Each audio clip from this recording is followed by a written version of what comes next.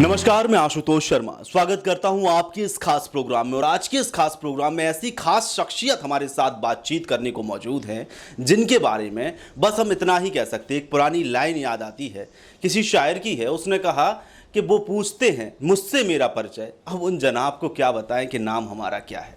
ऐसे ही एक शख्स हैं, करते हैं उनसे बात। भैया, मेरा नाम दीपक जयप्रकाश ठाकुर, मैं वार्ड नंबर 50 का नगर सेवक हूँ। और हमारी जो भारतीय जनता युवा मोर्चा है, जो हमारी यूथ विंग है भारतीय जनता पार्टी की, उसका मैं पूनमताई महाजन, जो हमारी राष्ट्रीय अध्यक्ष हैं, हमारी सांसद हैं, उनके नेतृत्व में राष्ट्रीय कार्यकारिणी का सदस्य हूँ। और दादरा नगर हवेली जो एक प्रदेश है, उसका एक प्रभारी करके मैं काम देखता हूँ। और सालों से, लास्ट 15-16 सालों से मैं भारतीय जनता युवा मोर्चा का वार्ड से मैंने अपना कार्यकर्ता करके सफ़र शुरू किया है। और फिर मंडल में, फिर जिला में जिलाध्यक्ष था 2 टर्म उत्तर पश्चिम जिला का। और अब राष्ट्रीय टीम में पूनम महाजन जी के नेतृत्व में काम कर रहा हूँ। अच्छा, शुरुआत से ही शुरुआत करते हैं। दीपक ठाकुर, यानी बचपन में जब कहते हैं कि पूत के जो लक्षण होते हैं वो पालने से नज़र आते हैं, आपका तो पालना भी राजनीति का था और पूत तो आज सामने है। तो दीपक जी, शुरुआती दिनों की बात करें, बचपन में कहाँ पहली बार आपको लगा कि राजनीति ये ठीक जगह है? कैसा है, बचपन में तो 92 में जब महिला रिजर्वेशन आया और हमारी माता जी को महिला रिजर्वेशन होने के कारण चांस मिला और मम्मी चुनाव लड़े। और 92 में मैं तो 12 साल का था और 5th में पढ़ता था। और तब तो कुछ समझता नहीं था, हम तो बच्चे थे। मगर हाँ, माता जी चुनाव लड़ रही हैं तो हम बच्चे जितना जो कर सकते थे उस समय, तो हम लोग उस समय 92 में, अब तो वो दिन नहीं रहे, उस समय वो जीप में बड़ा बोंगा बांध के सब लोग प्रचार करते थे, गली गली जाते थे। तब मैं भी प्रचार करता था हमारी माता जी का एज ए कार्यकर्ता। और हम लोग माइक पे बोलते थे, ताई माई अक्का विचार करा पक्का कमड़ा और मारा सिक्का। इस तरीके की 2 लाइन हमको कोई सिखा दिया था उस समय, हम बोलते थे। और उस समय तो नहीं समझती कि राजनीति क्या होता है, नगर सेवक क्या होता है, आमदार क्या होता है, विधायक क्या होता है, सांसद क्या होता है। मगर बाद में जैसे जैसे धीरे धीरे हम 10th के करीब आए, 9th-10th में आए, तब धीरे धीरे आइडिया आने लगा। तब हम न्यूज़ देखते थे, पेपर पढ़ते थे। तब इंडिया टुडे एक मैगज़ीन आती थी, वो मैं पढ़ता था। तो उससे धीरे धीरे फिर मैंने अटल जी के भाषण शिवाजी पार्क में ज़मीन पे बैठ के सुने हैं। हम लोगों के नेता प्रमोद महाजन जी के भाषण शिवाजी पार्क में सुने हैं। गोपीनाथ मुंडे साहब हमारे दोनों, खास करके प्रमोद जी और मुंडे साहब, ये हम दोनों नेताओं को मैंने देख के हम बड़े हुए हैं। और इतने सालों से, छोटे से इतने नज़दीकी से, पापा मम्मी पॉलिटिक्स में होने के कारण इतने नज़दीकी से इतने बड़े नेताओं को देखने का मौका मिला। तो वहाँ से वो प्रेरणा आई। खास करके प्रमोद जी और मुंडे साहब, जो हमारे महाराष्ट्र के दोनों बड़े दिग्गज नेता आज हमारे बीच में नहीं है, हम लोग उनको याद करते हैं और काम करते हैं। और वहाँ से आपकी जर्नी की शुरुआत होती है। करीब करीब 9वीं-10वीं में ऐसा लगा कि हाँ, पॉलिटिक्स ज्वाइन करना चाहिए और इस तरीके से कुछ काम करना चाहिए। माता पिता दोनों ही राजनीति के सफर में कीर्तिमान स्थापित कर चुके हैं और उसके साथ साथ जब उनका बेटा राजनीति के सफर की शुरुआती दिनों को पार करता है और उसके बाद वह नगर सेवक बनता है। नगर सेवक गोरेगांव 50 बनने के बाद मूलभूत समस्या जो चली आ रही हैं, सड़क, पानी, बिजली, इनके साथ कभी संघर्ष हुआ आपका? कैसा है कि मेरा जो वार्ड है, वार्ड 50, ज़्यादातर 65% बिल्डिंग एरिया है। सोसाइटीज़ हैं, टावर्स हैं 65%। तो उसमें तो इतनी कुछ दिक्कतें नहीं हैं और सभी जगह रोड्स हैं। हमारे यहाँ बहुत ही अच्छा वार्ड है मेरा। हमारे वार्ड में 12 गार्डन है। गोरेगांव में सबसे ज़्यादा गार्डन किसी के वार्ड में है तो मेरे वार्ड में है। और सभी डेवलप्ड गार्डन है। महानगर पालिका उसको अच्छे तरीके से संभाल रही है। और जो 35% जो स्लम है मेरे वार्ड में, 30-35% या 40% बोलिए, जो स्लम है उसी में मेन मूलभूत जो तकलीफ़ें रहती हैं। तो आज हमारे वार्ड में आप कहीं भी घूम लेंगे तो एक जगह हमारे यहाँ एक इशू था, जो जब मैं चुनाव लड़ रहा था, घर घर जब जा रहा था लोगों का आशीर्वाद लेने, शंकर नगर करके हमारे एक क्षेत्र है, वहाँ पे पानी का इशू हुआ करता था। तो जब हमारी माता जी नगर सेविका हुआ करती थी तब उन्होंने 6 इंच लाइन का प्रपोज़ल पास किया था। मगर कुछ कारण बीच में जो नगर सेवक थे वो नहीं कर पाए। उन्होंने भी किया होगा फॉलोअप, मैं ऐसा नहीं बोल रहा हूँ उन्होंने फॉलोअप नहीं किया होगा, पर कुछ कारणवश नहीं हो सका। फिर मैं जैसे ही चुन के आया, हमने उसका फॉलोअप किया और 3 महीने में उसको जो 6 इंच की लाइन जो मेन रोड तक थी, गोरेगांव मुलुंड लिंक रोड तक, उसको वहाँ अंदर तक पहुँचाया। और अब मेरे वार्ड में, खास करके वार्ड 50 में, स्लम हो या बिल्डिंग हो, 99% कहीं पानी की दिक्कत नहीं है। अब कहीं कुछ कभी पानी लीकेज हो जाए या कुछ हो जाए तो बात अलग है। और सभी रोड्स हमारे यहाँ सीसी रोड्स हैं, डामर के रोड्स हैं, पुराना हमारा लेआउट है पूरा।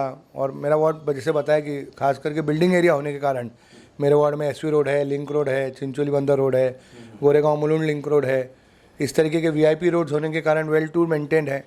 और इंटरनल रोड्स भी हैं, वो हम करते रहते हैं। अभी 2 दिन पहले ही हमने बांगुनर के 3 रोडों के काम शुरू किए। टोशनीवाल मार्ग, हरि निकेतन मार्ग और पनीकर मार्ग, ये 3 रोडों का काम हमने शुरू किया है। सुंदरनगर में अभी एक जो 63 के जो महानगर पालिका की जो स्कीम है उसके अंतर्गत एक सुंदरनगर में काम शुरू कर रहे हैं। इसके पहले हमने पवन बाग में किया, गोविंद सराफ मार्ग जो अनमोल मार्ग जिसको बोलते हैं वो मार्ग किया। इस तरीके से कंटिन्यू काम करते रहते हैं। तो ऐसे तो कोई मेजर इशू मेरे वार्ड में ऐसा कुछ है नहीं। अभी कोई बड़ी समस्या दिखाई नहीं देती, लेकिन क्या रहता है, छोटी छोटी समस्याएं रहती हैं। अगर उनका समाधान ना तलाशा जाए तो वही छोटी छोटी समस्याएं एक भयानक रूप ले लेती हैं और फिर त्रस्त हो जाती है जनता। कैसा है, ये तो सर लाइफ लॉन्ग काम है, ये कभी पूरा नहीं होने वाला है। हम आज कुछ करते हैं, फिर कल कुछ विषय आ जाता है, फिर उसको फॉलोअप करते हैं। तो हम कोशिश करते हैं कि जो भी समस्या हमारे तक कार्यकर्ता या हमारे जो पब्लिक है, जो जिसने हमको जनता जनार्दन जी ने चुन के लाया है, वो हम तक जैसे ही पहुंचाती है तो हम, हमारे कार्यकर्ताओं की टीम है, हम उनको भेज के या जितना पॉसिबल होगा मैं खुद स्वयं विजिट करके उसको जल्दी से जल्दी सॉल्यूशन करने की कोशिश करते हैं। कभी कोई समस्या 1 दिन में सॉल्व हो जाती है, कभी कोई समस्या को 10 दिन भी लग जाते हैं। तो मगर उसका कंटिन्यूस फॉलोअप, जब तक वो काम पूरा ना हो तब तक हम उसको छोड़ते नहीं, क्योंकि हम सब स्वयं सेवक हैं। हम सब आरएसएस और जनसंघ के बैकग्राउंड से आए हुए लोग हैं। तो हमको शाखाओं में जब हम जाते थे आरएसएस की, तब हमको सिखाया जाता था कि जब तक कोई काम पूरा ना हो उसके पीछे लगे रहना है, लगे रहना है, लगे रहना है। केंद्र से लेकर प्रदेश तक भारतीय जनता पार्टी की सरकार है, और फिर अगर यहाँ पर जमीनी स्तर पर कार्यकर्ता ऐसे हैं जो भारतीय जनता पार्टी के ही हैं, तो बहुत सारी सर योजनाएं भी रहती हैं जो केंद्र का विजन होता है, लेकिन जमीनी स्तर पर फॉलो तो आपको करना होता है। तो ऐसी कौन कौन सी योजनाएं हैं जिन पर आपने मूर्त रूप देने की कोशिश की है? जैसे कि मैंने बताया कि मेरे क्षेत्र में 35-40% स्लम एरिया है। तो जो मोदी साहब की जो हमारी जो सेंट्रल गवर्नमेंट है उसमें जो स्कीम है कि घर घर शौचालय देना, बहुत बड़ा मूवमेंट हुआ है पूरे संपूर्ण भारत में हुआ तो है। कैसा है वो, हम लोग जब जैसे वो स्कीम स्टार्ट हुई तो हमने कार्यकर्ताओं की, खास करके महिला कार्यकर्ताओं की टीम बनाई और महिला कार्यकर्ताओं को स्लम में डोर टू डोर भेजा और कहाँ शौचालय नहीं है। मुंबई शहर में प्रॉब्लम यहाँ थी कि जो उसमें एनओसी लेनी पड़ती थी पहले चाल मालक की, वो अब नहीं लेनी पड़ती स्वच्छता अभियान स्कीम के अंडर में। तो महिलाओं को हमने घर घर भेजा और हमने एक सर्वे किया, और जिन जिन घरों में शौचालय नहीं था या ड्रेनेज नहीं था उनको परमिशन ऑनलाइन जो भी हो गई है, बहुत बढ़िया स्कीम है। ऑनलाइन करिए, आपको ऑनलाइन परमिशन आ जाती है, कोई रोक नहीं सकता। और उसके बाद कुछ सरकार पैसे भी देती है, एक बार बनने के बाद उनके लोग चेक करने आते हैं। तो हम लोगों ने घर घर जाके उसका शौचालय का परमिशन लोगों को दिलाया। कुछ जगह शौचालय का परमिशन तब वो देते हैं जब आपके पास सीवेज लाइन या ड्रेनेज लाइन से आपको कनेक्शन हो सके।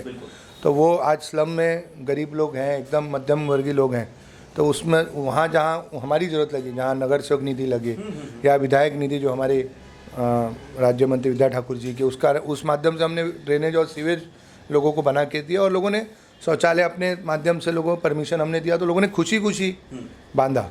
एक और सर, स्वच्छ भारत अभियान, इसकी दिशा में कि मतलब जो कचरे के ढेर दिखाई देती है, गंदगी दिखाई देती है, लोगों को जागरूक करना और अपनी तरफ से कोशिश करना, इसमें क्या? कैसा है कि स्वच्छता अभियान जो शुरुआत जिन्होंने हमारे देश में, जो मुझे जानकारी है, अपने जो संत हैं गाडगे महाराज जी, उन्होंने शुरू की, और उसके बाद महात्मा गांधी जी ने शुरू किया, और अब फिर जब मोदी जी प्रधानमंत्री चुन के आए फिर उन्होंने उस मुहिम को आगे बढ़ाया और ज़ोर शोर से उसकी अवेयरनेस की।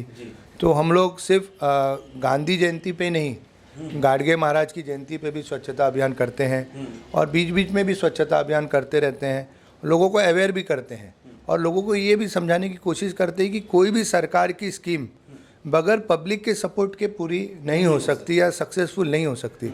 अगर कोई व्यक्ति कचरा फेंकेगा तो 24/7 तो कोई स्टाफ या कोई लेबर या कोई महानगर पालिका का SDO का स्टाफ तो खड़ा नहीं रहेगा। तो हम लोगों को जागरूक कर रहे हैं, और मैंने ये भी देखा कि मगर लोगों में फ़र्क भी बहुत आया है। पहले हम देखते थे कि गाड़ी से कोई भी कुछ फेंक देता था, या स्लम में भी रहने वाले जिनके घर छोटे छोटे हैं वो कहीं भी गटर में डाल देते थे। अभी मैं ये बोलूँगा कि 100% नहीं हुआ है, मगर बहुत इम्प्रूवमेंट हुआ है, लोग जागरूक हुए हैं अभी भी, और इसमें बहुत स्कोप है काम करने का। ये मैं नहीं बोलूँगा कि सब कुछ अच्छा हो गया है और पूरा हिंदुस्तान खूबसूरत हो गया है, अभी भी इसमें और स्कोप है और कभी भी कोई काम ख़त्म नहीं होता।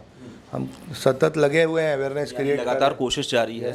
और हरिवंश राय बच्चन जी की एक लाइन भी है, कोशिश करने वालों की कभी हार नहीं होती, और लहरों से डरकर लेकिन नौका पार नहीं होती। तो ऐसा लगा आपको कभी लहरों का डर हुआ हो कि सफ़र की शुरुआत तो कर रहे थे, अड़चने बीच में आ गई? सर अड़चने तो आती है, अच्छा काम करेंगे तो अड़चने आती हैं, और मगर भगवान है, सब ऊपर वाले हैं, सपोर्ट हैं, कार्यकर्ताओं की बहुत बड़ी टीम है। क्योंकि आज हम जो भी हैं, हमारी माता जी मंत्री है, मैं नगर सेवक हूँ, सब कार्यकर्ताओं की ताकत पे है। हम अकेले कुछ भी नहीं कर सकते, ये टीम वर्क है भारतीय जनता पार्टी की, जो गली से लेके जो दिल्ली तक की जो टीम है, और उसके साथ और जो अलग अलग हमारे लोग हैं, हमारे वेल विशर हैं, हमारे आरएसएस की टीम है, विश्व हिंदू परिषद की टीम है, और भी अभी कई संस्थाएं, भारत विकास परिषद है, ऐसे कई संस्थाएं हैं जो हमारे लोगों के साथ जुड़ी हुई हैं, अलग अलग समुदाय के लोग जुड़े हुए हैं। तो ये एक कोई मैं दीपक ठाकुर अकेला कुछ नहीं है सर, ये जो हमारी टीम है, ये टीम के कारण आज मैं यहाँ नगर सेवक या जो भी एक कार्यकर्ता जो बन पाया हूँ, जो आप लोग मेरी छोटी सी एक जो पहचान है वो एक टीम की वजह से है। मैं अकेला कुछ दीपक ठाकुर कुछ भी नहीं है सर। एक बहुत पुरानी लाइन आती है कि नेता बैठे ठाठ में और राम ललाए हाट में। ये बातें तब मूर्त रूप में दिखाई देने लगती हैं जब अयोध्या में राम मंदिर की बात हो जाती है। सर, बात करना इसलिए लाजमी हो जाता है, भारतीय जनता पार्टी से हैं जो चुनाव का मुद्दा रखती है राम मंदिर को लेकर, और अगर उसके संघ की बात करें, चाहे बजरंग दल की बात करें और उनके जो सह संघ हैं उनकी हम बात करें, सारे लोग राम के साथ हैं, लेकिन वो मंदिर दिखाई नहीं देता। ऐसा क्यों? भगवान श्री राम के साथ क्यों धोखा कर रहे हैं सर? कैसा है कि सर मंदिर तो 92 में ही बन गया है। हाँ, जो भव्य मंदिर बनाना है वो अभी बाकी है, और वो भव्य मंदिर 100% बनेगा। उसके लिए ऊपर के जो लोग हैं, हमारे नेता हैं, फिर वो विश्व हिंदू परिषद के हों, बजरंग दल के हों, संघ के हों, भारतीय जनता पार्टी के हों, या और भी जो हमारे जो इकाई हैं, उनके लोग बैठ के और जो भी डिसीजन करेंगे वो मैं एज ए कार्यकर्ता में मान्य करूँगा। और मंदिर तो बनना ही चाहिए ना। अब हिंदुस्तान में जहाँ राम का जन्म हुआ, हम लोग सब राम के वंशज हैं, अगर राम का नहीं बनेगा तो फिर किसका मंदिर बनेगा भाई साहब? मंदिर तो बनेगा ही, 100% बनेगा। हाँ ठीक है, थोड़ा समय लग रहा है, क्योंकि मैं बताया ना, सही काम करना है तो थोड़ी अड़चन जरूर आती है। तो हम लोग ऐसा काम कर रहे हैं जो युगों युगों तक परमानेंट रहेगा हर बार, क्योंकि यही बात होती है कि राम मंदिर बनेगा और इसको लेकर बीजेपी चुनाव लड़ती है। और अयोध्या का मुद्दा तो अब ऐसा है मसला कि लोगों ने केवल जनचर्चा ही करनी शुरू कर दी है कि चुनाव आ गया, ये मुद्दा जरूर आएगा। कैसा है कि सर जो पिछला चुनाव हुआ, राम भगवान के आशीर्वाद के बगैर तो हम कोई चुनाव जीत ही नहीं सकते। मगर जो पिछला चुनाव जो मोदी जी लड़े, महाराष्ट्र में हमने देवेंद्र फडणवीस जी के नेतृत्व में चुनाव लड़ा, यहाँ गोरेगांव में हमने आशीष शेलार जी हमारे जो मुंबई अध्यक्ष और विद्या ठाकुर जी हमारे जो विधायक हैं, उनके नेतृत्व में चुनाव लड़ा। तो उसमें सबसे बड़ा जो मुद्दा था भैया, वो विकास का था, डेवलपमेंट का था, करप्शन मुक्त भारत का था। तो ये दो मेन विषय को लेके हम पब्लिक में गए और उसमें हम काम कर रहे हैं। पर इसका मतलब ये नहीं कि हमने कहीं राम लल्ला को छोड़ दिया है। जैसे मैंने बताया कि 92 में ही मंदिर बन गया है। जो भव्य मंदिर बनाना है उसका कार्य शुरू होगा। आपने कल ही सुना है कि फैजाबाद का नाम चेंज करके अयोध्या डिस्ट्रिक्ट रख दिया गया है। अब ये शुरू अब ये शुरुआत हो चुकी है। कोई भी चीज़ को, इजिप्ट को पिरामिड्स को बनने में भी जैसे समय लगे थे, उसी तरीके से रामलला का मंदिर जो हम लोगों का एक सपना है वो जरूर पूरा होगा। रामलला हम आएंगे, मंदिर वही बनाएंगे, लेकिन तारीख कब बताएंगे? क्या 6 दिसंबर? इसी दिन की तारीख का इंतजार किया जा रहा है? कैसा है सर, ऑफिशियली मैं तो कोई डेट नहीं बता सकता। मैं तो एक पार्टी का कार्यकर्ता हूँ। मैंने जैसे पहले भी बताया कि हमारा विश्व हिंदू परिषद, हमारे साधु संत, हमारा बजरंग दल और हमारी जो भारतीय जनता पार्टी के जो ऊपर नेतागण हैं, हमारे प्रधानमंत्री हैं, राष्ट्रीय अध्यक्ष हैं, वो तय करेंगे। वो जो कोऑर्डिनेशन कमेटी है, वो जो टीम है, वो तय करेगी तारीख कब होगा, क्या होगा। मैंने बताया कि मंदिर तो बन चुका है भाई साहब। जो भव्य मंदिर बनाना है उसमें जो अड़चनें आ रही हैं वो ज़रूर आ रही हैं, क्योंकि सही काम करना है तो अड़चनें आती हैं। उसका जैसे मैं तो डेट नहीं बता सकता, मुझे इस चीज़ की कोई जानकारी नहीं कि डेट क्या है।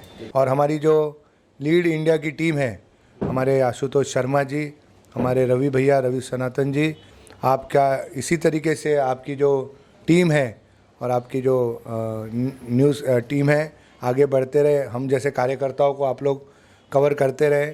आप लोगों ने इतना हमको मान सम्मान दिया, इतना समय दिया, इसके लिए आपका मैं पूरे परिवार की तरफ, भारतीय जनता पार्टी परिवार की तरफ से बहुत बहुत धन्यवाद। सर बहुत बहुत शुक्रिया लीड इंडिया से बात करने के लिए, और आशा करते हैं कि लीड इंडिया आपकी बातों को जनता के सामने रखेगी और जनता की बातों को आपके सामने रखने में भी कोई कोताही नहीं बरतेगी।